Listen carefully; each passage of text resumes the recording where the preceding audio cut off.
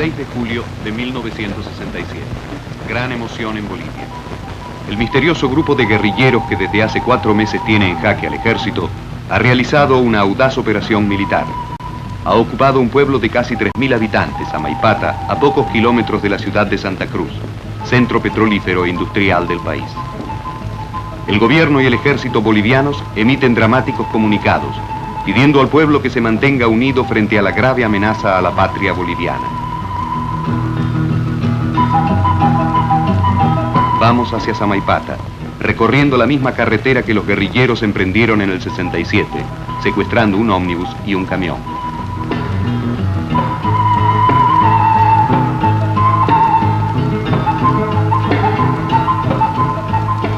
En Samaipata desarman y mantienen como rehenes a 10 soldados. Uno de estos fue muerto al intentar resistir.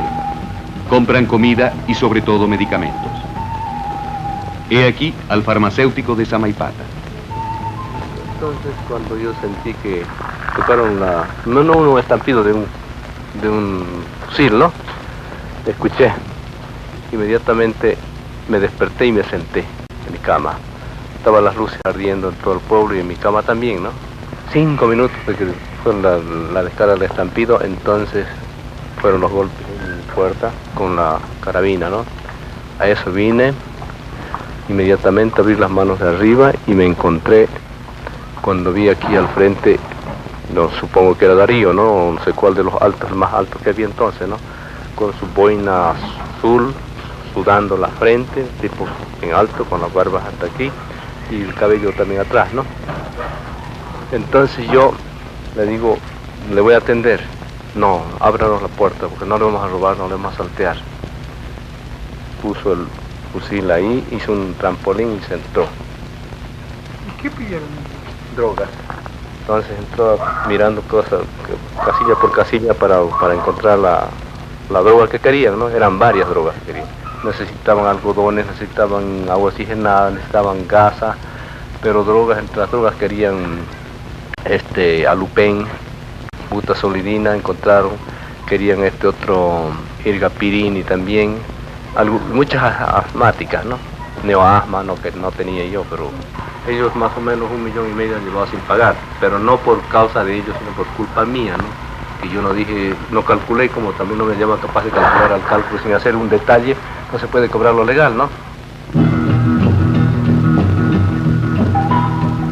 La dictadura militar boliviana, presidida por el general de aviación René Barrientos, había depuesto en noviembre de 1964, con el 177º golpe de la historia de Bolivia, al gobierno de Paz Estenssoro, en el poder desde el 52. El gobierno de Paz Estenssoro se había convertido, de revolucionario, en una burocracia ligada a una élite. Sin apoyo popular, no pudo oponer resistencia alguna al golpe. El general Barrientos, una vez en el poder, había devuelto casi todos los viejos privilegios a las oligarquías terratenientes y mineras, pero sin lograr devolver a los latifundistas todas las tierras distribuidas en el 52 a los indios, ni suprimir los sindicatos mineros.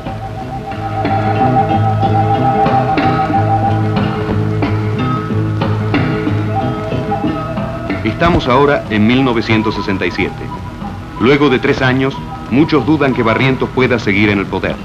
Casi todos los partidos están en la oposición. Las Fuerzas Armadas están divididas. El comandante del ejército, general Obando, no oculta sus ambiciones presidenciales.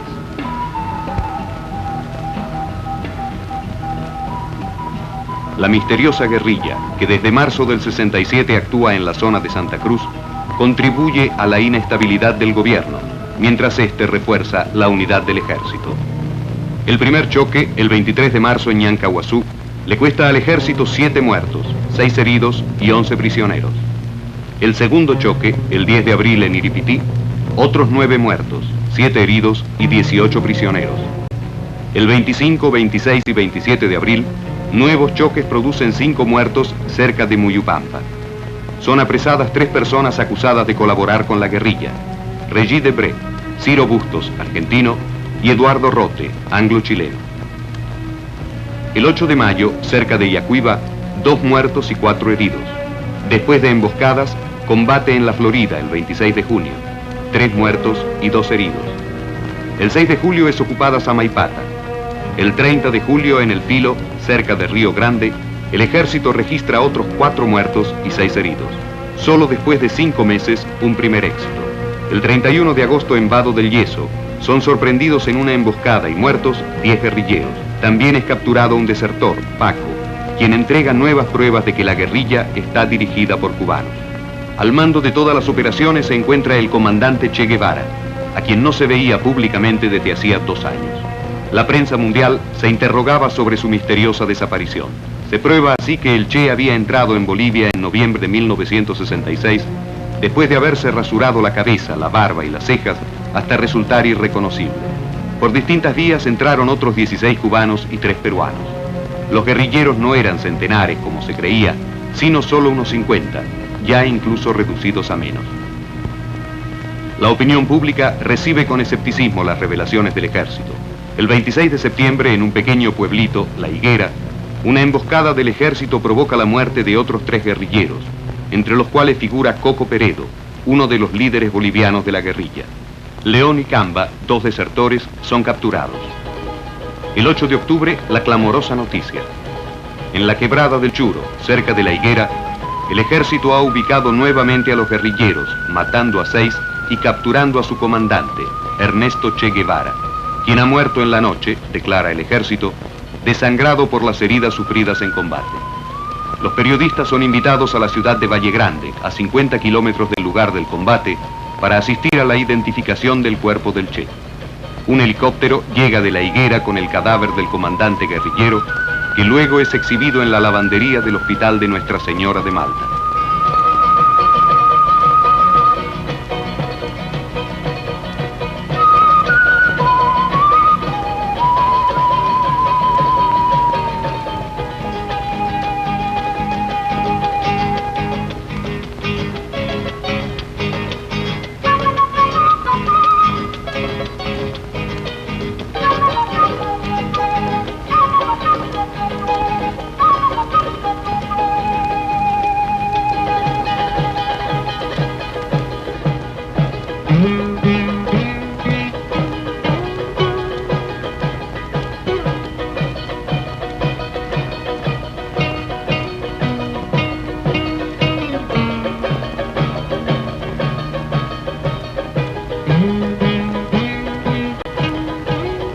Empezamos nuestra encuesta escuchando la versión oficial del ejército boliviano.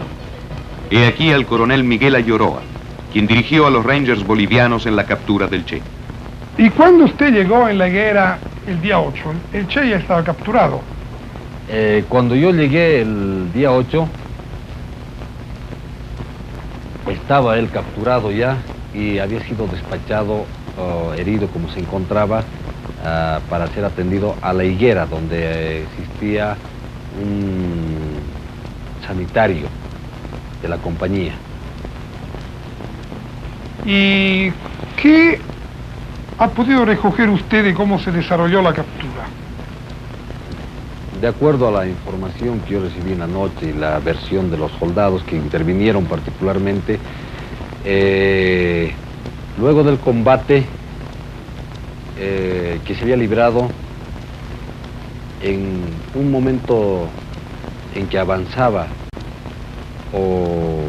el pelotón del sargento Huanca, el comandante Guevara trató de salir seguramente por esa dirección y allá chocó con esta fracción del sargento Huanca. Indudablemente que ellos no sabían de quién se trataba. Allí fue herido y fue muerto, creo, 1 o 2 guerrilleros más. En estas circunstancias lo capturaron 2 soldados y dieron parte al sargento Huanca. Tengo entendido que él se identificó inmediatamente a los soldados, indicándoles que era el comandante Guevara y que no lo maten, que él era más valioso para el ejército boliviano vivo que muerto. Pero por lo que usted ha podido recoger, ¿qué actitud tenía él? ¿Era una actitud de orgullo? ¿Estaba deprimido? En el momento en que yo lo vi, un momento en La Higuera, cuando él llegaba, le pregunté si él era evidente el comandante Guevara, y él me dijo, sí, soy yo, me dijo. ¿Y qué es lo que piensa usted?, le dije, de esta guerrilla.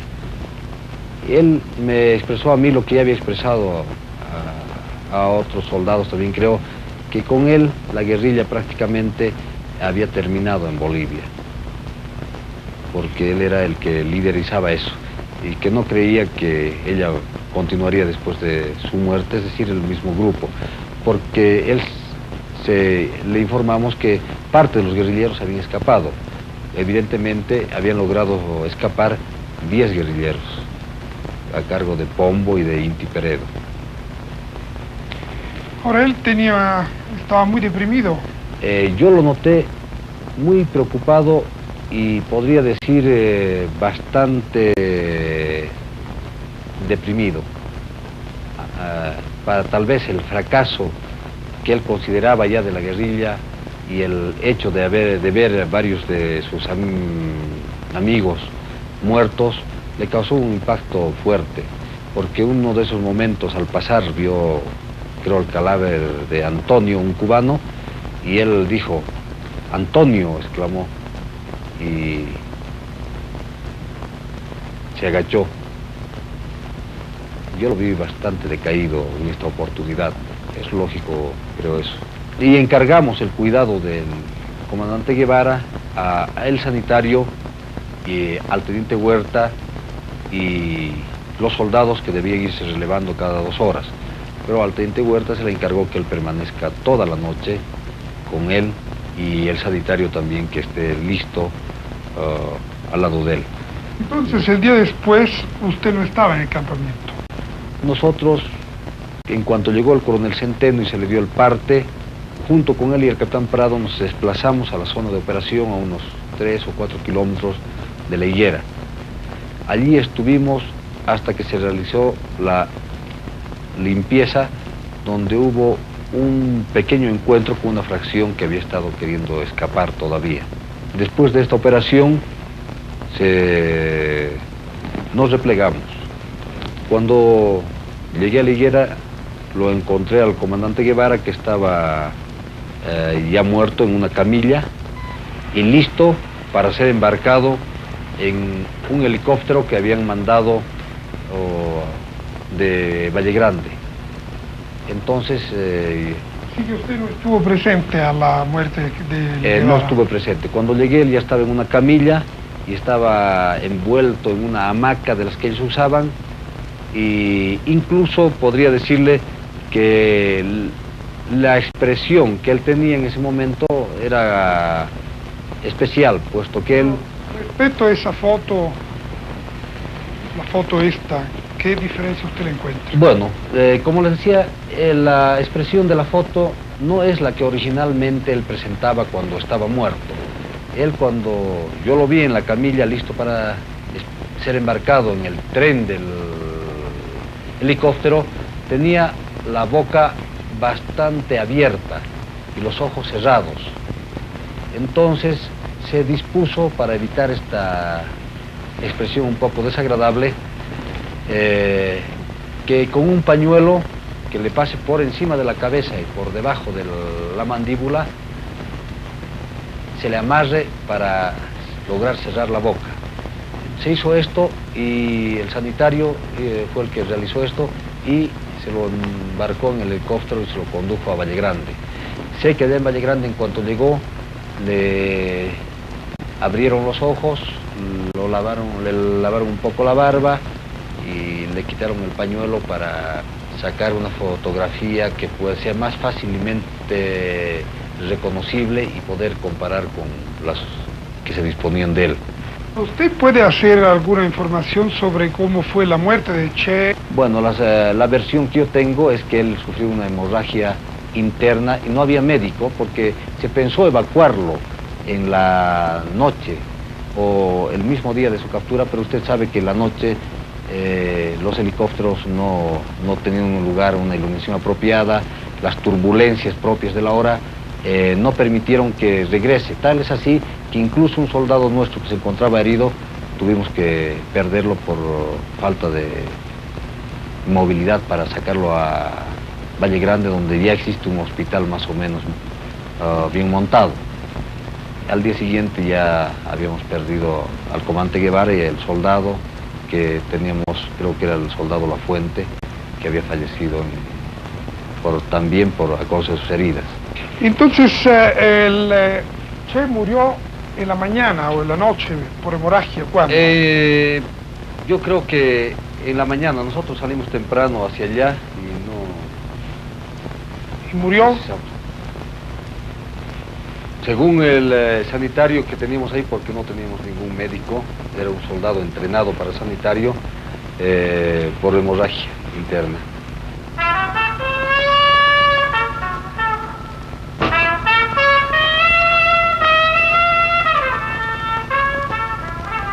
Como es sabido, el ejército norteamericano jugó un papel fundamental en la liquidación de la guerrilla. La división de Rangers bolivianos que capturó a Guevara había sido adiestrada por un oficial de las Boinas Verdes, el mayor Pepe Shelton. Helo aquí en Memphis entre un grupo de alumnos.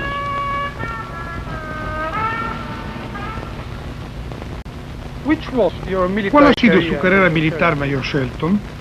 I came in 1948, went to Japan, spent a tour there, then the war in Korea started. Bueno, yo estuve en la carrera militar 20 años. Empecé en el 48 en Japón. Estuve allá 2 años, hasta cuando empezó la guerra de Corea. Fui a Corea, donde me hirieron 2 veces y volví a los Estados Unidos. Me promovieron a suboficial en el 51 y en el 58 me gradué de oficial. Y luego la escuela de Rangers, la escuela de tropas aerotransportadas, un curso en Fort Jackson, después nuevamente en Corea. Y allí un curso en Fort Bragg para entrar en las fuerzas especiales, los Boinas Verdes. En este cuerpo me quedé hasta que me retiré después de las operaciones en contra de la guerrilla del Che en el 68.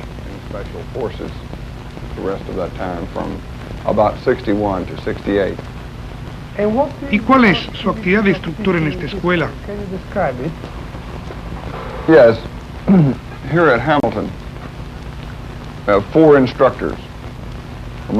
Principal en esta escuela, el colegio de Hamilton, principalmente frecuentado por estudiantes negros, yo soy el instructor militar principal, con otros 3 instructores militares más. En el 10º curso es obligatorio participar en nuestro entrenamiento, mientras, en cambio, es facultativo en los 2 cursos posteriores. Tenemos en nuestro batallón alrededor de 400 estudiantes, de un total de 3.000. Les enseñamos materias militares básicas, como primeros auxilios, lectura de mapas, exploración, ciudadanía, mando, autodisciplina, autorrespeto, respeto para la autoridad, patriotismo, honrar a la bandera, a Dios, a la nación. Todo esto.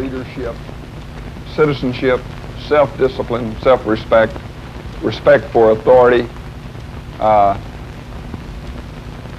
patriotism, honoring the flag, God, country, all of that. El hecho de que usted entrenó un batallón Ranger fue vital para el éxito de las operaciones en contra del Che. Vital for the success of the operation or not? Well, it obviously was if... Bueno, ciertamente lo fue, si se considera que nada tiene más éxito que el éxito mismo. ¿Y usted considera que sin el entrenamiento americano, el ejército boliviano solo hubiera sido capaz de derrotar a la guerrilla? Well, I wouldn't venture an answer to that. Bueno, no quisiera aventurar, prefiero contestar a esto. Prefiero creer que hemos contribuido grandemente al éxito de la misión. Y el hecho que las tropas que hemos entrenado fueron las que finalmente capturaron al Che, me hace pensar que fue ciertamente una importante contribución.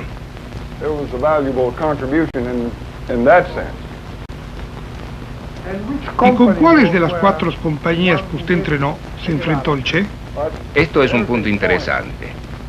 Él chocó con la mejor compañía y el mejor pelotón de esa compañía, el que había obtenido el puntaje más alto de los exámenes finales de entrenamiento. Con un poco de suerte, se hubiera escapado. Los cercos militarmente nunca son completos, otros escaparon. ¿Cuántos militares tenía bajo su mando? Norteamericanos, 16 conmigo, ¿Y cuánto tiempo empleó para entrenar a los bolivianos? 6 meses, ¿Y cuántos soldados entrenó? cerca de 600. ¿Cuáles eran las instrucciones que usted tenía de parte americana en caso de que hubiera capturado al Che? We had no instruction because we didn't know that he was. No teníamos instrucciones, ya que no estaba en nuestra zona. We had no Pero instructions to kill anyone. no teníamos órdenes de matar a nadie. Si lo hubiera capturado, lo habría entregado a las autoridades bolivianas. Nuestra misión era solo de entrenamiento y las instrucciones decían: entrene al batallón, equipe al batallón, póngalo listo, envíalo al campo y déjelo ir al combate. Y es esto lo que hicimos. Train the battalion, equip the battalion, get them ready, send them out, turn them loose, let them go. And that's what we did. Todos los que hemos entrevistado están de acuerdo que, de alguna manera, el Che influenció sus vidas. ¿Le pasó lo mismo a usted? Che gave to him an influence, somehow, or in a bad sense or in a good sense. In which way Che did influence your life? Yo no tenía nada personal en contra de él. El Che hacía su trabajo y yo el mío. Yo gané, pero ciertamente influenció en mi vida, porque realicé la misión militar más importante que un boina verde pudiera hacer: entrenar una unidad, enviarla al combate y capturar a alguien como al Che Guevara. Train a unit and have it go out and get somebody like Che. Sobre los acontecimientos del 68, escuchamos a otro profesional del Pentágono, Harvey Wallender, quien fue director de los servicios de inteligencia en el entrenamiento de los Rangers bolivianos. Harvey Wallender, Washington. ¿Podría decirnos quién decidió matar al Che Guevara? Bueno, naturalmente yo no participé en ninguna decisión de este tipo. Recuerde que nosotros, norteamericanos, no estamos en la zona de combate. Teníamos órdenes de no avanzar más allá de 100 kilómetros de esa zona. Nuestra misión era de entrenar a los soldados, no de dirigirlos o ayudarlos en combate. Cualquier cosa que haya sucedido en la higuera fue una decisión boliviana. Nuestro informe oficial, naturalmente, dice que Guevara fue herido en combate. No sé exactamente lo que pasó, pero repito, se trató de una decisión de la soberana República de Bolivia, no de los Estados Unidos.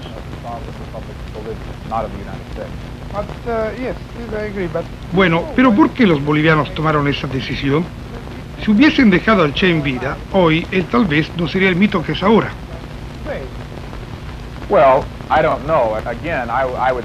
Bueno, no sé. Solo quiero decir esto, que si los bolivianos hubiesen tenido un prisionero como Guevara en sus cárceles, habrían tenido un grave problema político. Recuerde usted lo que pasó con Debré. La opinión internacional estuvo en contra de los bolivianos, a pesar de que lo capturaron en acción de espionaje en contra de Bolivia, en estado de guerra. Él no admitió en el proceso. Los diarios de Guevara dicen claramente que él estudió y recomendó ciertas áreas para la guerrilla y que llevaba un mensaje de Fidel. Esta es la definición internacional de espionaje. Pero por la personalidad romántica de Debré y por el hecho de que los bolivianos no son capaces de manejarse realmente a nivel internacional, quedaron muy mal y el gobierno tuvo serios problemas.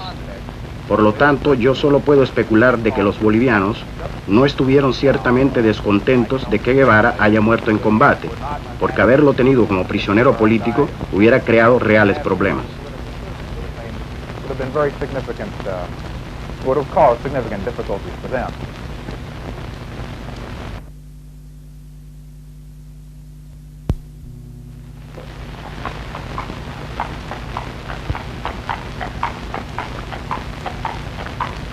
Las versiones estadounidenses sobre la muerte del Che están llenas de vacilaciones y admisiones que contrastan con la versión oficial boliviana. ¿El Che murió realmente por hemorragia debida a las heridas o ha sido matado después de su captura para eliminar así a un peligroso e incómodo prisionero? Partimos hacia el pueblo de La Higuera, cerca de Valle Grande, para interrogar a los campesinos. 6 horas de jeep de Valle Grande a Pucará en una pista apenas transitable. De Pucará a La Higuera hay un solo camino, pero controlado por el ejército. Vamos, por lo tanto, con una caravana de mulas por las montañas hasta el pueblo donde murió el Che. Otras 5 horas de mula. Dictadores, asesinos, gorilas y generales.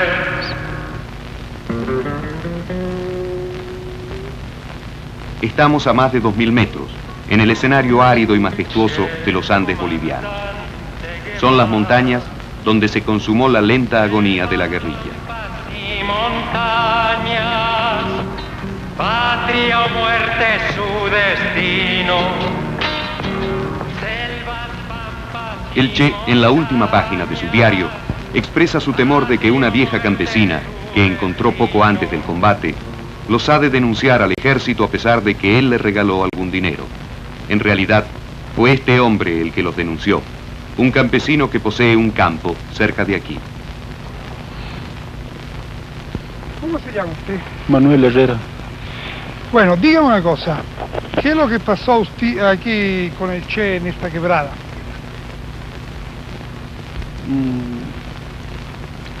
Yo no sabía nada, de manera que solamente una noche vino un campesino que había estado ahí abajo regando una papa. Vino y me dijo que había sentido gente extraña ahí, estaban por entrar a su huerta total. Era a las 11 de la noche sería. Entonces ese hombre llegó, parece miedoso, como sería así temblando en camisita, un tallecito. Como a nosotros tanto nos metían miedo los militares, nos achuchían. Entonces, de esa manera, yo qué hacer, porque yo temía que yo no le atendía al hombre y podía irse a quejar al ejército. A mí qué cosas me hacían. Claro, entonces de esa manera resolví mandar uno a mi cuñado a La Higuera. A La Higuera para que vaya a dar parte al ejército. Y mi cuñado fue. ¿Cómo se llama su cuñado? Abel Muñoz. ¿Y después qué pasó? Después volvió él y dice que van a venir, dijo. Dice que van a venir, dijo. Entonces los hemos esperado dentro del día. Han venido, ¿cierto?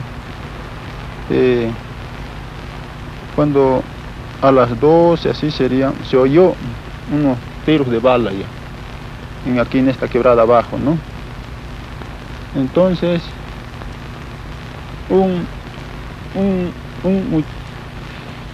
¿Para? No, ¿dónde era la quebrada? Aquí esta quebrada abajo, allí. Bueno, ¿y entonces?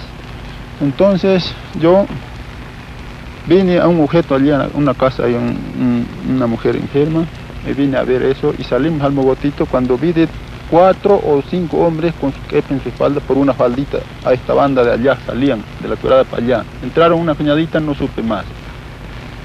Dijeron que eso eran los hombres ajenos. Y de ahí, y el ejército estaba aquí y otros habían allá, así, estaban rodeados, ahí en ambas partes. De ahí yo pronto me recogí a mi casa cuando ya hubo una orden del oficial Mario Terán que venga con unos 3 peones a sacar un soldado, heridos, soldados, ¿no? De este churito, de esta cuchillita, de allá abajo, ¿no? Hemos venido con 3 o 4 peones, hemos venido a recogerlos de ahí, hemos sacado 2 soldados heridos y otro muerto. Eso hemos sacado hasta aquí arribita. Hasta aquí, hasta salir a este camino que atraviesa, ¿no? Póngase un poco el cabello más atrás, así. Ahora, dígame una cosa, ¿usted se interesa en política?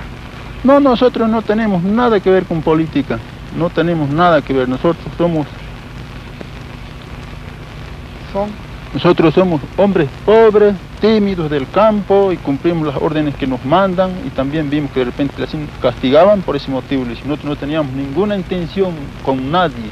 Nosotros a todo mundo que venía a la casa nosotros lo recibíamos, le dábamos de comer. Sean quien hubiera sido, hubiera llegado, le dábamos. Oiga, ¿y usted sabía quién era la gente que daba la calle, que eran guerrilleros, que había el Che Guevara, lo sabía? Sí, solo por referencias sabíamos que habían esos hombres, que ya había pasado un combate ya aquí hasta otra parte también. Eso supimos, que ya había pasado, y de esa manera se escuchaba así que habían esos hombres. ¿Pero usted comunista, anticomunista? No, de nada, yo soy liberal, querido. Yo no tengo ninguna intención en ninguna política. Yo soy hombre pobre, vivo de mi trabajo, vivo trabajando para sostener mi casa y mi familia, ser estudiante. No me interesa a mí nada. Yo no tengo la culpa en nada, sumamente. ¿Y después sintió lo que pasó, que mataron al Che? Como no, todos sentíamos por el uno y sentíamos por el otro, porque también veíamos que eran personas como nosotros. O diga, señor, si no era así. Sentíamos por una parte, por la otra, porque ambos eran hombres como nosotros. Eso nos sentíamos todos, pero no había caso de nada, de decir ni cómo, porque los militares nos ultrajaban. Al campesino Herrera le hemos dado 5.000 pesos, la misma suma que recibió del ejército para denunciar la presencia del Che.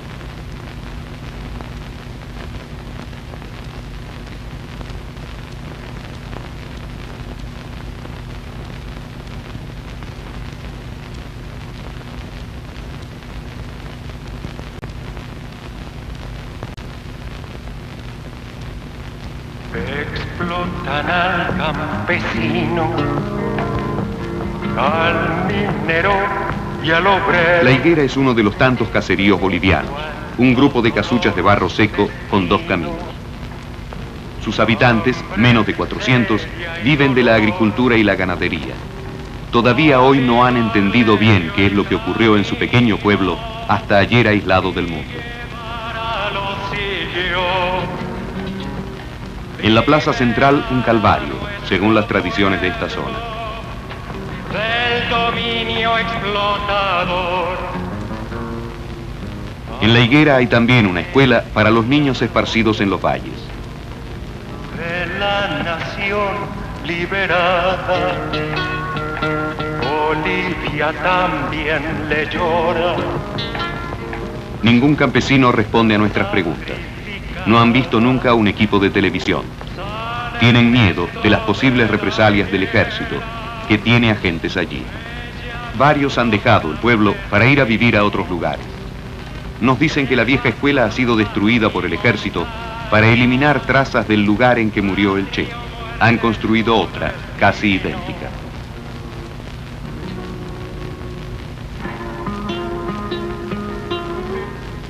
He aquí la nueva escuela, poco más de una cabaña de barro seco.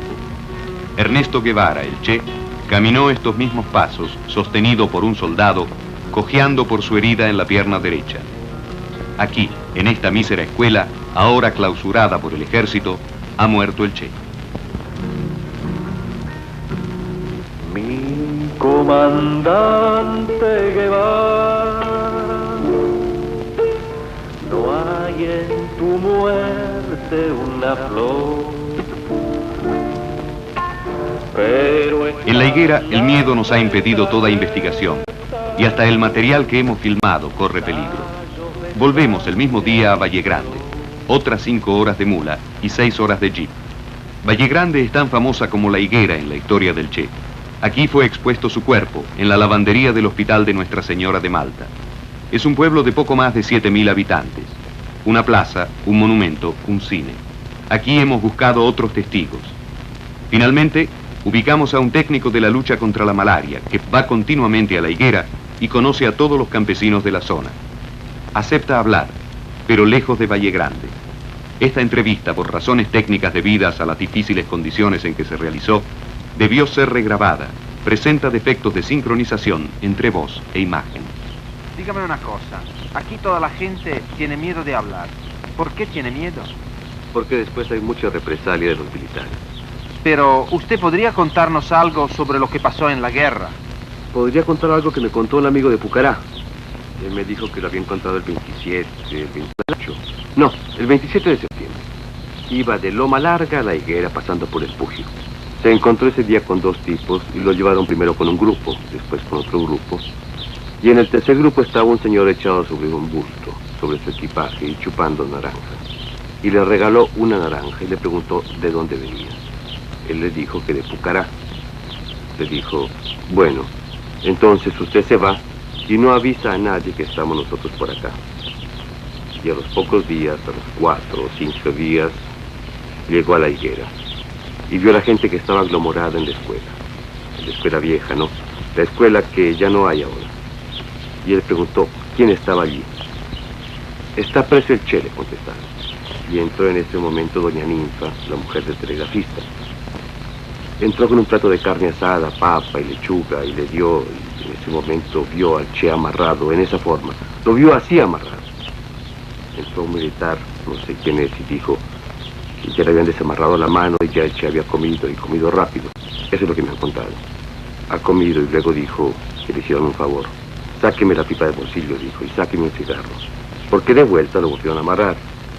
Entró otro militar y lo volvió a amarrar. Sáqueme y desenvuelve el cigarro y destuérzalo, dijo. Destoció el cigarro, se lo puso en la pipa y se lo encendió. En ese momento miró el tablero de la escuela y dijo que había una palabra escrita con acento. Y preguntó quién era la profesora. Es Julia Arteaga, le contestaron, pero yo creo que era Julia Valdera. Entonces el Che dijo que si la profesora le ponía acento a esa palabra, ¿qué sería de los chicos? Porque esa palabra no tenía acento. Nosotros hemos identificado también al campesino del que hablan Gutiérrez y el mismo Guevara en su diario. Fue testigo presencial de la ejecución del Che. Se llama Luis Quintanilla y vive ahora en Pucará. Después de muchas vacilaciones, acepta hablar. Cuando había estado atravesando de Alto Seco al lado del Pugio, venía del Pugio cuando me hallo con 2 hombres parados detrás de un palo en el camino. Y entonces, ¿dónde va? Me dice. Le digo, voy aquí arriba, aquí a mi casa. ¿Ustedes de aquí? No, yo soy de Pucará, le digo. Mi señora trabaja como profesora. Entonces camine usted, vamos donde el jefe, me dice. Uno de ellos, porque 2 habían estado. Vamos donde el jefe. Bueno, le digo yo, medio asustado. Llegamos una quebrada arriba, un cañadón. Así que hallamos un grupo, 3, más arribita otros así. Naranja, nos dimos con un señor que había estado echado sobre su equipo, chupando naranjas. ¿De dónde es usted? Me dice. Soy de Pucará. En Pucará hay policía, me dijo. No hay, señor, no hay más que un corregidor, le dijo. Es un corregidor, no hay nada. Hay médico, me dijo. No hay, señor, le dijo. Me notó que yo estaba medio asustado, ¿no? No se asuste, me dijo, si nosotros venimos a velar por ustedes, nosotros no venimos a pelear, a hacerles nada, ninguno. Nosotros estamos trabajando por los campesinos, me dijo, por ustedes. Nosotros lo que peleamos es con el ejército, me dijo. Porque, claro, yo me sorprendí, ¿no? Estaba medio asustado. Me vio que yo estaba asustado, me regaló una naranja porque él había estado chupando naranja. Así, descansando sobre su bulto. ¿Qué impresión daba? Bastante claro, como yo por primera vez lo conocía, y de esa clase de gente, porque ellos, claro, estaban medio traposos, ¿no? Ahora su cabello, su barba, que yo nunca había conocido. Él estaba bien nomás, medio pálido, nomás lo noté. Usted estaba en la higuera cuando capturaron al Che. ¿Cómo fue la captura del Che? No he estado, doctor. Bueno, pero usted... ¿Sabe de que como mi señora trabajaba allí en el Pugio, entonces el director mandó un encargo diciendo que no trabaje, que suspenda por motivo de que estaban en pleno combate, que había guerrillas. Y entonces me dice mi señora, a ver, vaya, anda a preguntar, porque era un encargo, no era una orden escrita. Voy yo a preguntar, llego a Labra lleno de soldados. Labra Alticacho. Había habido soldados. Crucé de ahí a la higuera, cabalmente de que también lleno de soldados ahí. Al pasar entonces ahí en la posta veo unos cadáveres, bien chivos, los mismos que vi allá en el Pujio, muertos. Cuando ya me apego a la puerta a mirar, el señor, el que me dijo que vamos donde el jefe, lo reconocí que estaba muerto, con el que me habló. Y después usted vio dentro de la cabaña al Che. ¿Cómo estaba el Che? Es decir, dentro de la escuela, muerto. ¿Lo vio muerto? Muerto lo vi, ya cuando yo llegué ya había estado muerto él. Ahora, ¿usted pudo recoger, hablando con la gente de la zona, si el Che durante su prisionía era alegre, era triste, qué humor tenía? Demostraba cansancio, según me dijeron. Fumaba mucho. Me contó una chica, Quiroga, Eva Quiroga, que no está tampoco más en Pucará. Ella me contó que fumaba mucho y estaba preocupado. Y le llevaban sopa y comía 1 o 2 cucharadas y decía, no puedo más, estoy mal, decía. Me contó la chica esa que cuando llegó el herido, él mismo se había curado la mano, no sé si la izquierda o la derecha, una pequeña herida que tenía. Se curó ahí mismo, en la higuera. Oiga, ¿es verdad que tuvo una posición muy valiente? Mucho, mucho. Porque cuando entró en su cuarto el oficial Terán, la chica me contó que Che Guevara le dijo, apunte bien, usted ha venido a matarme, apunte bien, cobarde, va a apuntar bien. Así le contó Terán a la Quiroga. El que lo mandó, el que le dio la orden para que fuera a matarlo, fue Cielich. A mí me lo han contado, la chica esa. Eva Quiroga, la muchacha confidente de Terán, de la cual habla Gutiérrez, vive ahora en Santa Cruz, el centro industrial de Bolivia. Hemos ubicado también a este testigo que ha dejado la higuera después de la muerte del Che. Actualmente trabaja en el mercado central de Santa Cruz y vive con una tía que tiene una tienda de especias.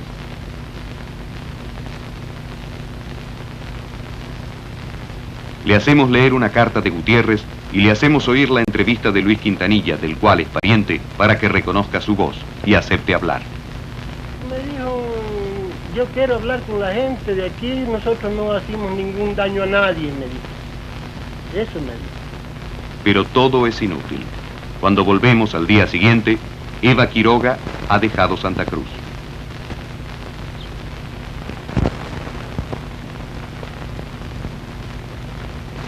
Todos nos eluden. Los testigos de la muerte del Che son imposibles de ubicar. El sargento Mario Terán, que según nuestra encuesta resulta ser el ejecutor del Che, ha muerto en el 69, según afirma el ejército. Pero recibimos una indiscreción de un alto oficial boliviano. Mario Terán, bajo otro nombre, vive en Cochabamba. Es instructor en el del regimiento de la ciudad, la segunda de Bolivia. Hemos ido a ubicarlo. Tomado de sorpresa, no ha podido sustraerse a este encuentro. ¿Podría relatar cuál ha sido la actitud de Che Guevara durante su prisonía? Muchos han dicho que fue de hombre valiente, que nunca aceptó que había sido derrotado. ¿Es cierto eso o no? Referente a esto, el Che Guevara ha sido bastante valiente. Nunca ha tratado de humillarse, por más que haya estado preso. Pero él estuvo triste, dio prueba de que estaba, se sentía derrotado. No. Nunca. Nunca. Bueno, pero ¿cómo explicó él su derrota? O sea, él estaba preso, entonces tenía que reconocer que estaba derrotado. No reconoció que estaba derrotado. Cabalmente, según sus comentarios de él, a grandes que también yo había escuchado, era que por la falta de apoyo del pueblo que había tenido su derrota. Vale, ¿puede contar alguna anécdota que demuestre cómo él fue durante su prisonía, alguna manera de ser de él? Comida, cosas así. ¿Comidas? Sí, que hizo comer, tenía ganas de comer. Esto no podía decirle porque cabalmente tampoco me he encontrado juntamente con él, porque como ya había llegado cansado de la operación, del recorrido que había tenido, no estuve presente. Pero parece que durante la prisonía él estuvo haciendo cosas, por ejemplo, peleándose con oficiales. No conozco esto, no conozco. No me consta. Que estuvo criticando como una maestra había escrito en el cuadro letras de los escolares.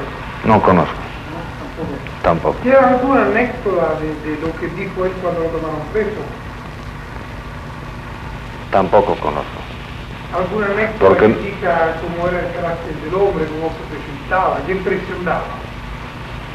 Tranquilidad. Tranquilidad. Pero él estaba triste, deprimido, ¿cómo estaba? Como le digo, bastante tranquilo. No demostraba ningún temor ni otra cosa.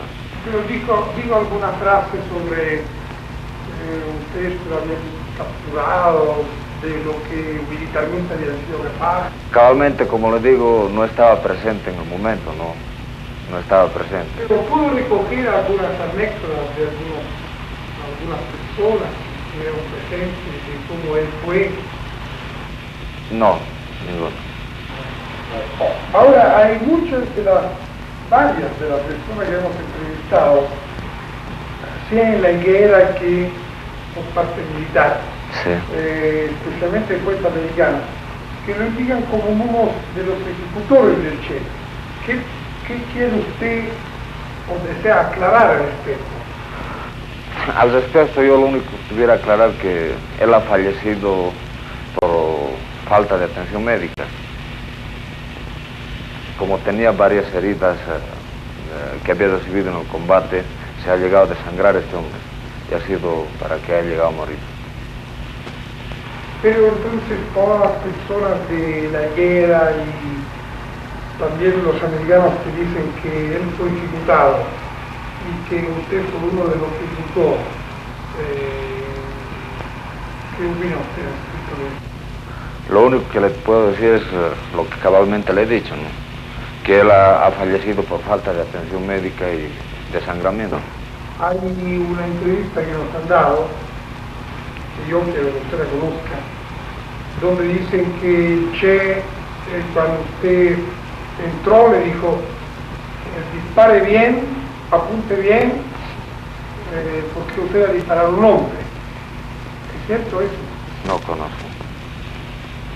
Como le digo, estaba bastante rendido, ¿no? De la caminata que había tenido en el día, a lo cual me encontraba descansando. Pero, ¿cuáles han sido sus relaciones con el Che? Directamente ninguna. Creo que usted lo tomó preso.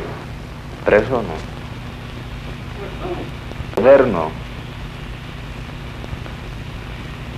No ha caído preso en mi poder. Ha caído preso en poder de soldados.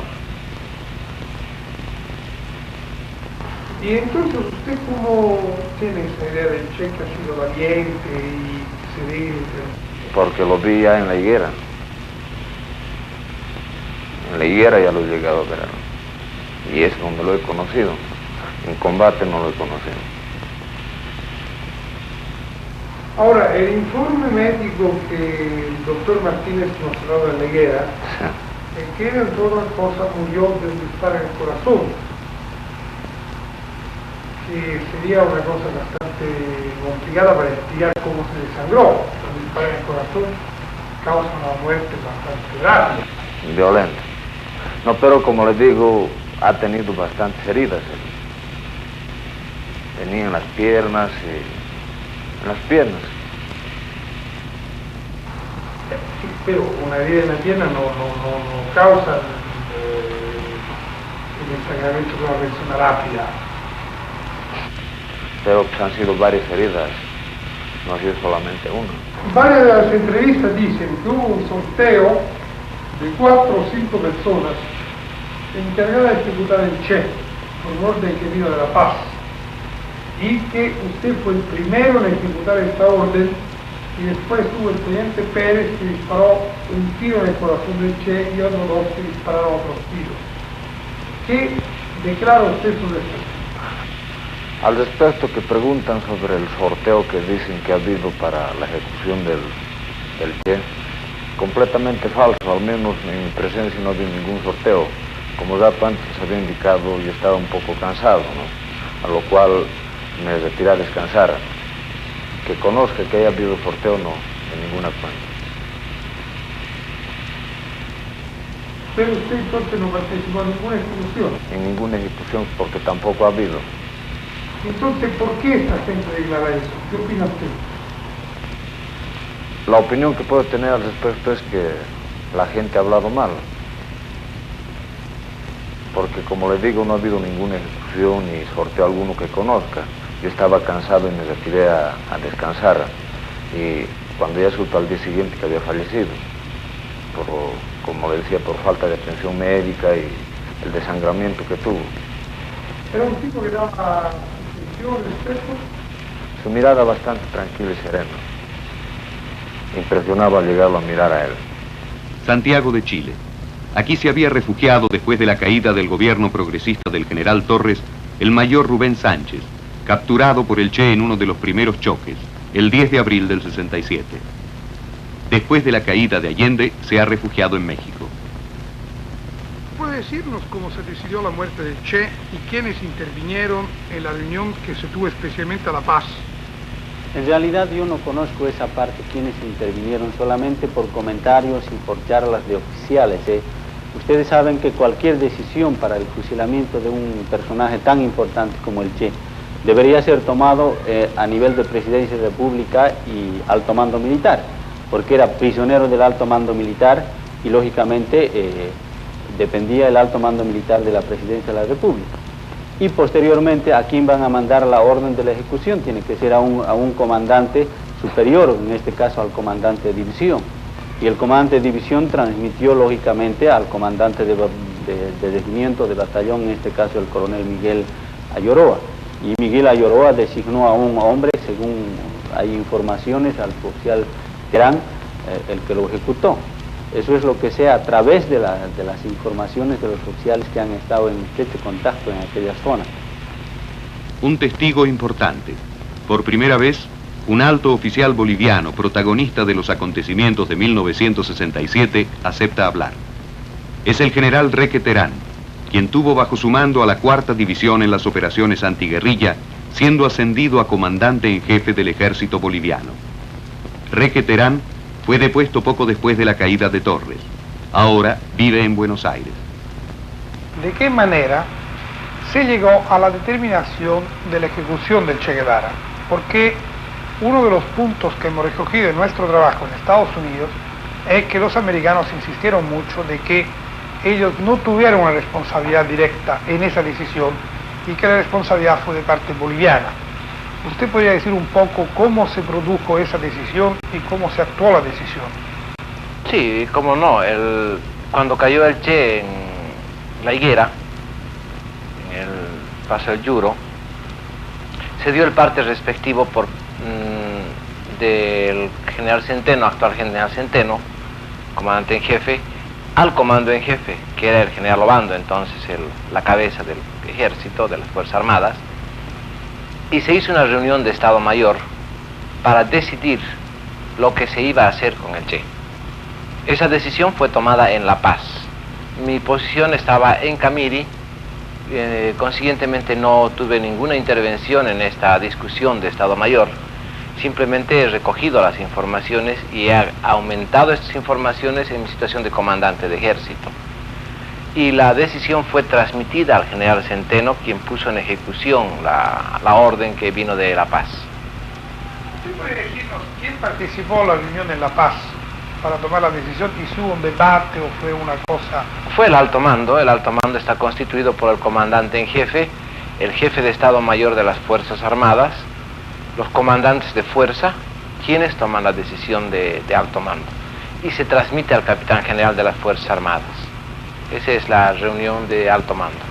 ¿Hubo unanimidad en la decisión o hubo un debate, que usted sepa?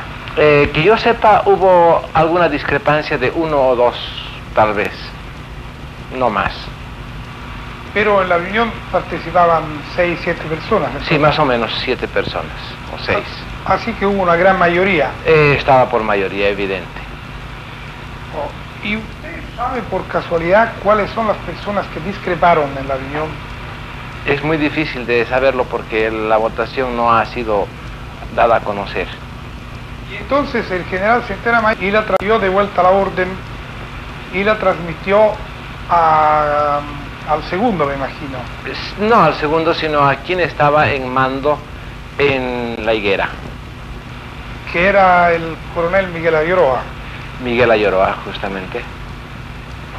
¿Y sabe usted cómo se llevó a cabo la ejecución del Che? Bueno, tengo algunas informaciones que las estoy poniendo en el libro también. Es obvio que no dé muchos detalles, lógicamente, pero la ejecución fue dada en la escuela. Nosotros hemos tenido una entrevista con el sargento Mario Terán, que en varios indicios nos ha sido indicado como él que tuvo la orden de llevar la ejecución. ¿Usted tiene alguna referencia sobre este nombre específico? La orden recibió por radio, fue transmitida por radio desde Valle Grande a La Higuera. Pero ¿quién concretamente actuó la ejecución? Nuestra información era que era el sargento Mario Terán Salazar. Sí, Mario Terán. Hay otro punto que todavía sigue siendo un poco controvertido, que es dónde se encuentra el cuerpo del Che. Nosotros sabemos, por varios indicios, que está en la carretera que estaba construyendo el coronel Sielich. ¿Usted cree que esa es una versión cierta o es una versión discutible? Mire, exactamente el lugar donde se ha enterrado el cadáver del Che solamente conocen muy pocas personas, entre ellas el actual comandante en jefe, el lugar exacto. Pero por referencias también tengo yo la misma información que usted. O sea, ¿de qué es la...? Sobre la carretera, sobre algún punto de la carretera. Que va de Valle Grande a... Masicurí. Masicurí. Esta la estaba construyendo el coronel Sielich. Sí, era comandante del batallón de ingenieros. General, el encontrón con Sielich fue bastante agrio, por lo que nosotros sabemos. ¿Puede escribir algo de eso que le llegó? Bueno, la información que tengo fue también del mismo sentido, de que la discusión fue bastante agria, donde en un momento de euforia el coronel Sielich dio de bofetadas al Che o lo mesó de sus barbas, una cosa así. Es una información que la dio un soldado que llegó a pasar al lado de la División 8 para allegar informaciones, es decir, el servicio de inteligencia de la 4ª División. Entonces yo le doy bastante crédito a esta información. Pero, por su información, el Che, frente a la muerte, ¿tuvo valentía o tuvo preocupación? Sí, claro que sí. Era un hombre de mucho coraje, como que ha muerto por sus ideales, ¿no? Eso hay que reconocerle al Che Guevara, que fue un hombre muy valiente. General, ¿usted considera que fue una decisión acertada ejecutar al Che o esto no lo ha convertido en una gran figura internacional?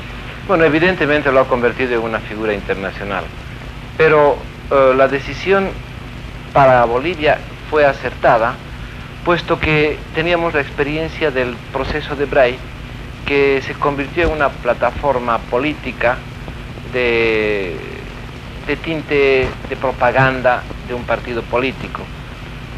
Yo considero que de Bray al lado del Che es muy pequeño para haberle ofrecido una plataforma a un hombre de la talla del Che Guevara. Consiguientemente, en mi apreciación, la decisión fue bien tomada para evitar este problema interno del país. Nuestra encuesta sobre la muerte del Che queda así concluida.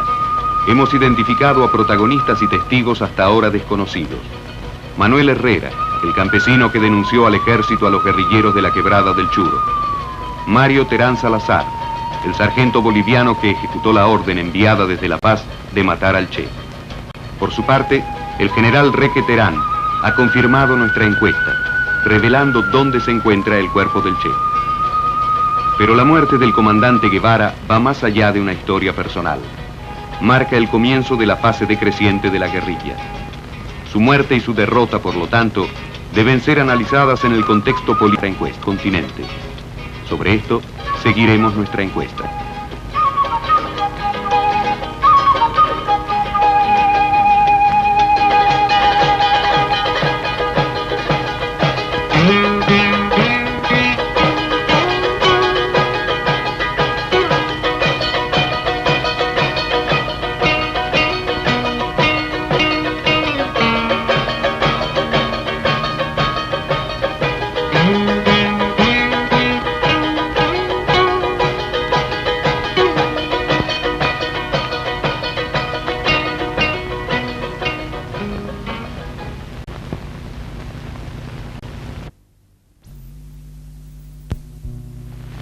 El proyecto del Che, entonces, no tenía un ámbito limitado a Bolivia. Escuchemos algunos testimonios de las conexiones continentales de la guerrilla. FARC, Fuerzas Armadas Revolucionarias, algún rincón de la Argentina. ¿Es verdad que las FARC, las Fuerzas Armadas Revolucionarias, surgieron para llevar la guerrilla de Che Guevara de Bolivia también a Argentina? Bueno, sí. Para relatar la experiencia de este periodo, nos tendríamos que remitir a los primeros pasos que da la guerrilla en Argentina. Cuando se conforma el proyecto, o empieza a tener visos el proyecto del Che de la guerrilla continental, hacer el centro en Bolivia, el centro irradiador, el foco en Bolivia, en varios países latinoamericanos nace la idea del aporte concreto, en hombres, en pertrechos, a este proyecto. Lo que un poco demuestra claramente que el proyecto del Che no era un proyecto aislado, sino que estaba enraizado o tenía sus aportes desde otros países. En este sentido podemos decir que en ese momento los grupos que se conforman y que se van a Bolivia, producto de ciertas circunstancias, no se pliegan inmediatamente a la guerrilla del Che. Un poco quedan pierden el último vagón. La derrota del Che, militar del Che, viene a ser un golpe demasiado grande que desconcierta en el proyecto estratégico militar a la guerrilla en general. ¿Y Guevara tomó contacto directamente aquí en Argentina durante el periodo de la guerrilla? Bueno, en el periodo de la guerrilla del Che, contactos personales no hubo intermediarios. El ejemplo más concreto fue la venida de Pombo, de Harry Villegas, a Argentina, a tratar de organizar y de darle respuesta a los grupos que aquí se organizaban para ir a la guerrilla del Che. Abraham Lama, ex guerrillero, periodista, Lima, Perú. La guerrilla que se desarrolló aquí en Perú, ¿tuvo contactos con la guerrilla boliviana? Los conceptos expresados en el libro de Gilles Debré fueron aplicados por el comandante Che Guevara en Bolivia. Todo parece indicar que lo que se preparaba en Bolivia era más que una zona de operación guerrillera propia, era una zona de operación, es decir, reserva. Es decir, que operara como en este momento actúa el Vietnam del Norte frente a las luchas revolucionarias de Vietnam del Sur. Las acciones se proyectarían en ese caso para ser realizadas en la Sierra del Perú y en el norte argentino. La presencia de Chang Navarro, de Galván y de algunos otros peruanos más que murieron, inclusive se supone en los medios periodistas peruanos que Chang Navarro fue sorprendido por los acontecimientos de Bolivia, que él estaba de paso allá, en la zona de adiestramiento de Che Guevara, y estaban preparando una zona de operaciones en el Perú. De esta manera se pensaba resolver el problema que trae aparejada la dificultad de supervivencia para las guerrillas, pues teniendo una base de reserva, una zona próxima de apoyo que pueda alimentar el proceso revolucionario de una manera más fluida, directa, que el contacto tan lejano con la isla cubana o más que nada puede dar un apoyo moral. ¿Y por qué el Partido Comunista Boliviano no apoyó al Che? La posición del Partido Comunista fue en un principio de apoyo en general, pero cuando las condiciones fueron vistas particularmente, se veía que no había una estrategia definida con relación a la guerrilla. Burdamente podríamos decir, hubo un miedo político a la guerrilla. Ese miedo indudablemente se conjugaba con la posición política internacional de los partidos comunistas, o sea, la idea de que en América Latina, al igual que en Europa, era posible el tránsito de la sociedad capitalista al socialismo a través de la vía pacífica. Idea que por lo absurda no podía ser adoptada por el Partido Comunista de Bolivia. Absurda en el caso particular de Bolivia, digo yo.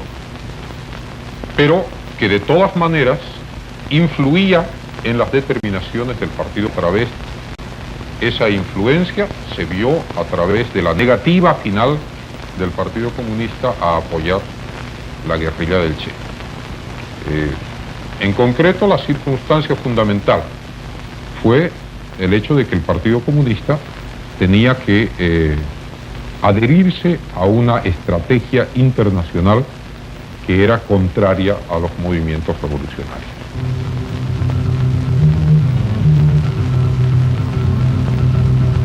...25 de julio de 1967. El presidente Johnson y el premier soviético Kosygin se encuentran en Glassboro, entre Nueva York y Washington. Nace la coexistencia pacífica. Con este encuentro, las dos grandes potencias quieren limitar la carrera de los armamentos, que se hacía insostenible para la economía de ambos países y que mantenía al mundo bajo la amenaza constante de un conflicto nuclear. Inmediatamente después, Kosygin parte hacia Cuba, un viaje que no estaba previsto. ¿Cuál fue el contenido de las conversaciones entre Kosygin y Fidel? Nunca fue revelado. Pocas semanas después, el 5 de agosto del 67, se abre en La Habana la reunión de la Organización Latinoamericana de Solidaridad, la OLAS, que reúne a las fuerzas revolucionarias del continente. El afiche del Che campea por toda la ciudad, como símbolo del compromiso a la lucha de la liberación del continente. Pero la reunión de la OLAS es a la vez el momento más orgánico de la teorización de la guerrilla a nivel continental y el momento de la declinación de la guerrilla. La nueva línea de distensión soviética abre nuevos caminos para varios partidos comunistas del continente. Y a partir de este mismo momento, la guerrilla, así como su organismo de estructuración, la OLAS, comienzan un brusco descenso. Entrevistamos al profesor Walter Rostow, asistente especial del presidente Johnson, quien estuvo en Glassboro. No tengo idea del contenido del diálogo entre Kosygin y Fidel Castro. Pero, si el premier soviético fue sincero con Castro, tiene ciertamente que haberle dicho que Estados Unidos y la Unión Soviética estaban en un camino común para la limitación de los armamentos. Por lo tanto, no sería difícil para nadie entender que estábamos muy preocupados por el crecimiento de las guerrillas. Pero si en realidad Kosygin le dijo esto a Fidel, sencillamente no lo sé.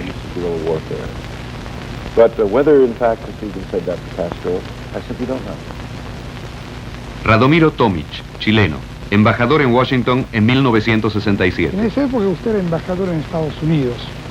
¿Qué supo usted referente a los encuentros entre Kosygin y Fidel? El encuentro entre Kosygin y Johnson en Glassboro seguramente versó sobre diferentes materias, pero se tenía por seguro que tocaría también el papel o las limitaciones que la Unión Soviética quería asumir en relación con este programa de insurgencia armada en América Latina. Tuve la oportunidad, casi diría más bien la suerte, de que el secretario de Estado de los Estados Unidos, en una reunión que mantuvimos, me hizo saber los términos de la conversación de Kosygin con Castro, según la versión que le había dado el propio Kosygin. Me contó el secretario de Estado que el señor Kosygin le había relatado. Su presentación a Castro fue tan respetuosa para Cuba como clara. Le dijo: la política exterior de Cuba se hace en La Habana y no en Moscú. Del mismo modo, la política exterior de la Unión Soviética se hace en Moscú y no en La Habana. Nosotros no podemos prohibir a Cuba decisiones que tengan que ver con el apoyo a movimientos insurgentes en otros países de América Latina. Pero sí tenemos el derecho y el deber de informar a Cuba que en cualquiera de esas formas de asistencia a intervenciones en otros países latinoamericanos, la Unión Soviética no dará, no aceptará tomar compromisos.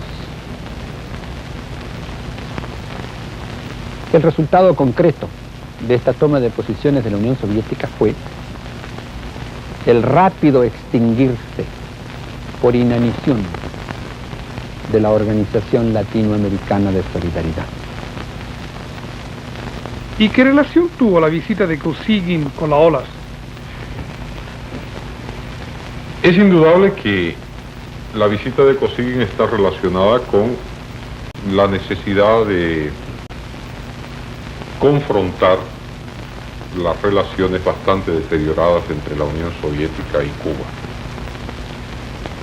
Para nadie es un misterio que Cuba apoyó decididamente, incluso muchas veces con riesgo de su propia soberanía, los movimientos revolucionarios latinoamericanos. Esto porque es parte de lo que teóricamente llamamos el internacionalismo, la solidaridad internacional. Ahora bien, el que Cuba haya apoyado la lucha del Che, como apoyó la lucha en Venezuela, en el Perú en su tiempo, en los países centroamericanos, estaba en desacuerdo con la posición soviética respecto a las relaciones con América Latina. La posición soviética parte de una conferencia mundial de partidos comunistas. Es en 1960 cuando se plantea la posibilidad de que el tránsito del capitalismo al socialismo pueda hacerse por las vías pacíficas. Teoría que tiene su base teórica muy respetable, muy justa, pero que en muchos países latinoamericanos no es práctica. Es más, es absolutamente impracticable por la inexistencia de vías pacíficas de tránsito a ningún sistema. Ahora, ¿por qué usted considera correcta su actuación no solo en el cuadro boliviano, que ya lo explicó, sino también en el cuadro internacional? Pero ¿cuál era el marco internacional en que se estaba actuando el año 1967? ¿Cómo era la situación del campo, del capitalismo? ¿Cuáles eran las relaciones más o menos buenas que tenían los capitalistas el año 1967? Más o menos controlaban la situación continental. Una estrategia de revolución continental no encajaba dentro de una política así, porque significaba que si bien se quería desarrollar una política, una acción guerrillera en todos los países, en los hechos no iban a encontrar la suficiente ayuda, solidaridad y alianza de las fuerzas revolucionarias distribuidas con carácter continental. Entonces, porque ellas tenían que buscar, encontrar la forma de hacer su revolución acorde con sus propias condiciones internas, porque uno de los hechos de la coexistencia pacífica es el respeto al derecho de la autodeterminación de los pueblos. Eso no significa que la revolución se postergue, sino que los propios pueblos encuentren su camino. La coexistencia pacífica, en realidad, lo que frena es la intervención foránea en asuntos de otros países.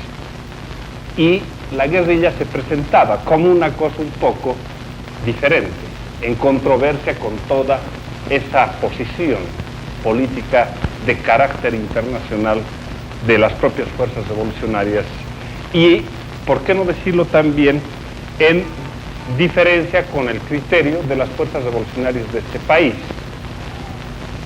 Yo creo que el Che ha hecho una gran contribución y lo ha hecho una contribución con su sacrificio más que con su lucha misma.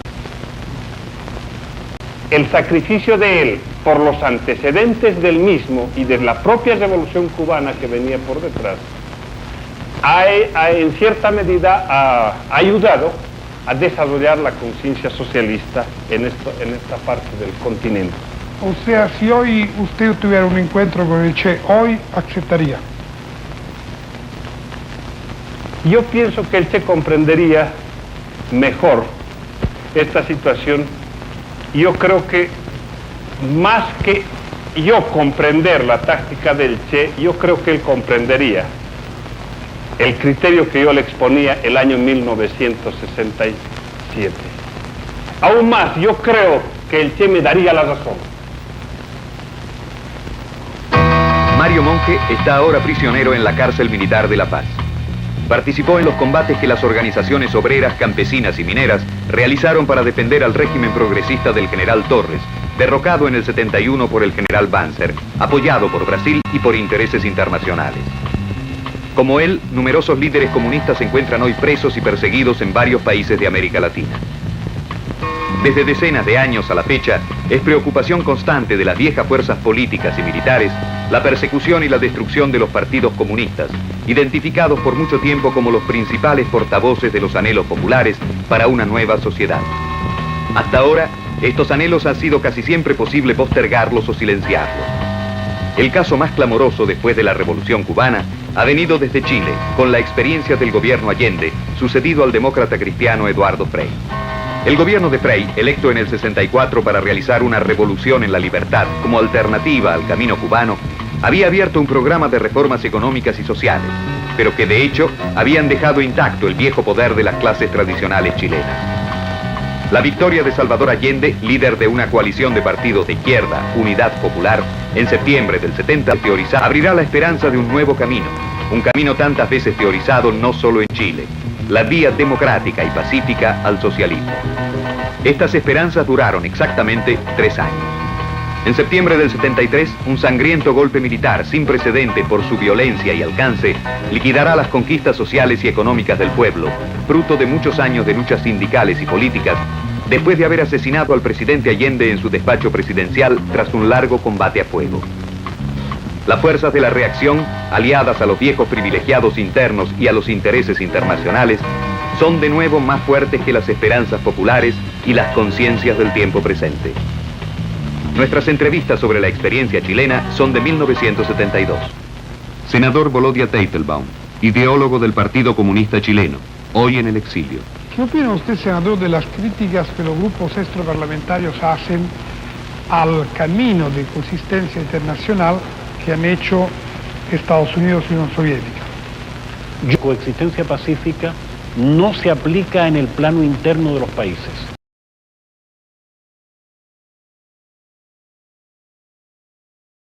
Que los dos sistemas coexistentes en el mundo, el capitalismo y el socialismo, no dirimirán su pleito mundial a través de una tercera guerra mundial que sería guerra atómica.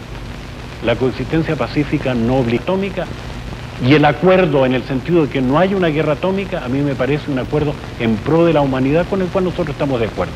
Senador, en el cuadro concreto de la realidad latinoamericana después de Glassboro, ¿qué cosa representa la revolución chilena como medio nuevo revolucionario? Bueno, a nuestro juicio, después del triunfo de la revolución cubana, el imperialismo norteamericano se alertó y construyó en todos nuestros países un dispositivo antiguerrillero muy difícil de superar por esa vía. Por eso, el camino chileno, que es el camino de todo un pueblo dispuesto a hacer la revolución, resulta mucho más invulnerable al ataque del imperialismo norteamericano y más efectivo en cuanto a sus resultados. Salvador Allende, presidente de Chile, nos habla de Guevara y de los distintos caminos en que dieron sus vidas para realizar el socialismo. Pocas veces he visto un hombre más humano, más profundo, con una mirada que llegaba a uno antes que la respuesta diciendo la respuesta, con una seriedad cuando quería tocar los problemas que evidenciaba su gran capacidad, su cultura, y al mismo tiempo una ironía mordaz que desarmaba, que golpeaba, que castigaba. Pero esencialmente era un hombre, en el más amplio sentido de la palabra. Creo que muy pocas veces se ha visto en la historia una consecuencia similar, por lo menos en esta época contemporánea, entre un hombre que dice lo que siente y hace lo que dice. Un hombre que ha sido, como fue el comandante Guevara, tan consecuente con sus ideas y con su propia vida. Además, en el libro que a mí me regalara Guerra de Guerrillas, puso para Salvador Allende, que por otros caminos busca lo mismo, con lo cual estaba señalando que comprendía, que sabía perfectamente bien que yo discrepaba de la táctica que habitualmente ellos habían planteado, y que creía que Chile era un país que tenía otro camino, como lo hemos demostrado. Él lo comprendía, lo compartía, se daba cuenta entonces exactamente de la realidad de cada país y de cada pueblo. Por lo tanto, él no era un hombre sectario, ni un hombre dogmático, sino que era un hombre abierto, con una gran disciplina interior, pero al mismo tiempo capaz de comprender las disciplinas de otros hombres y las características de otros pueblos.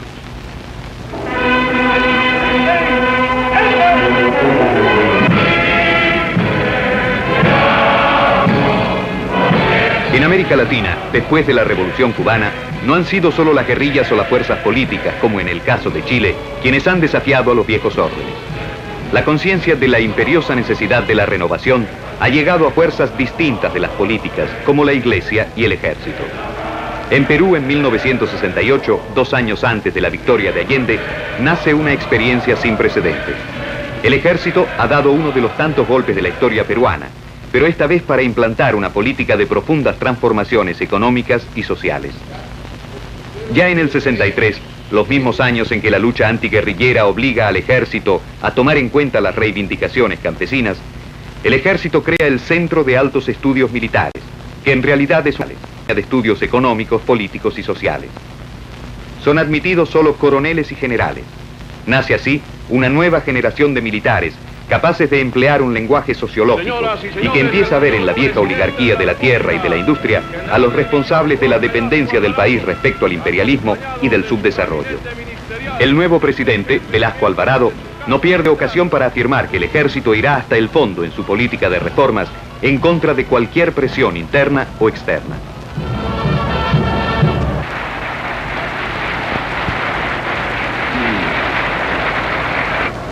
Al principio nos atacaron de golpistas de viejo cuño.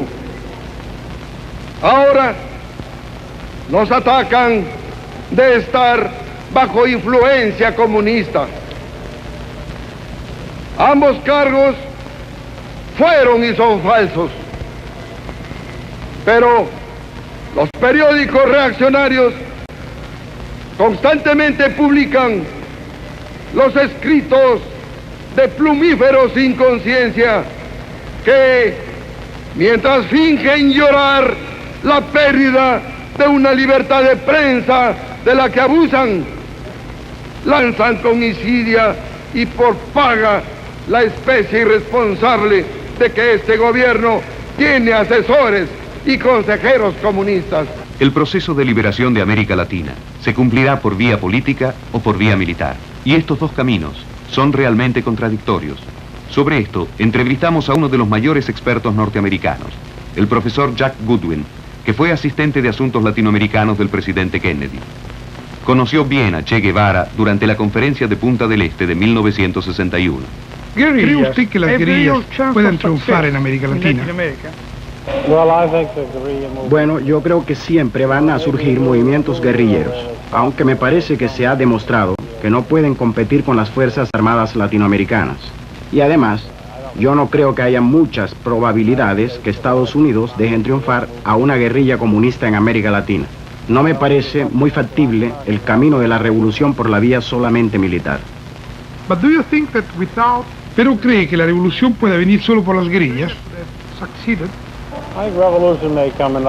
Yo considero que las revoluciones pueden venir por muchas vías.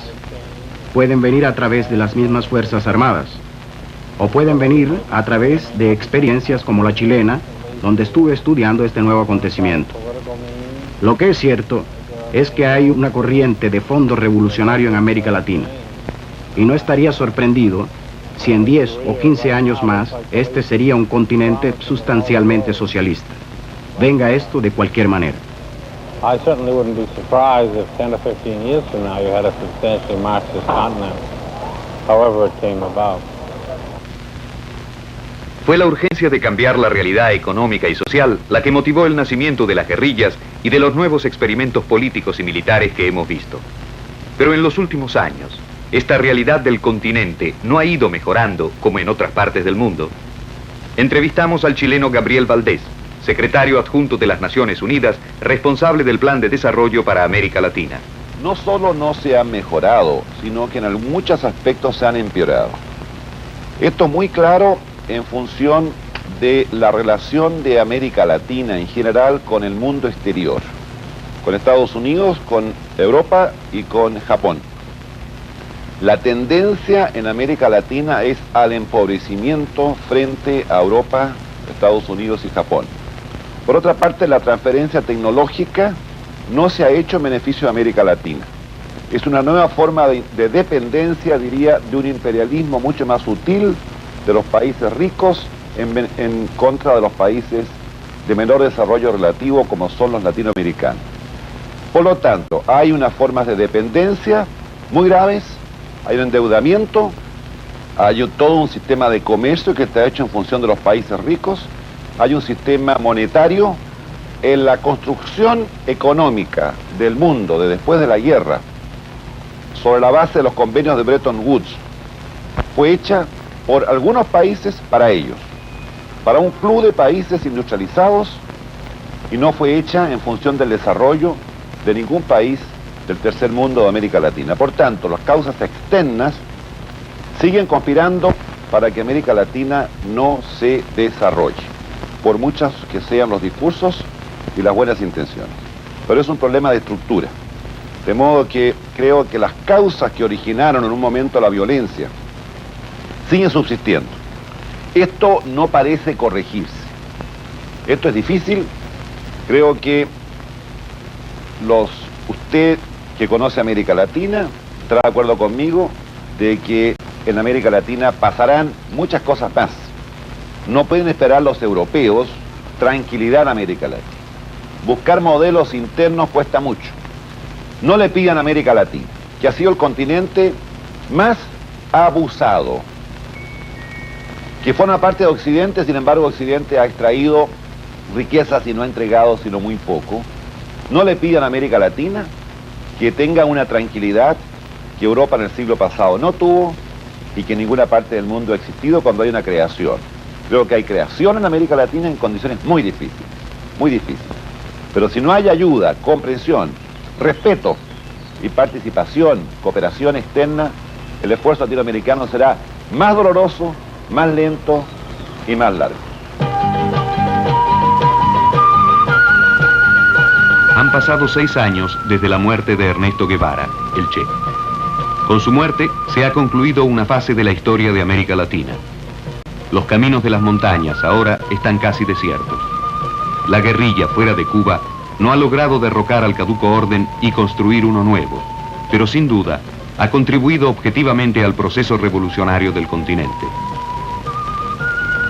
El camino de la coexistencia pacífica abierto en Glassboro y ahora desarrollado a través de elaborados protocolos comerciales y tecnológicos abre una nueva realidad internacional, el fin de la Guerra Fría.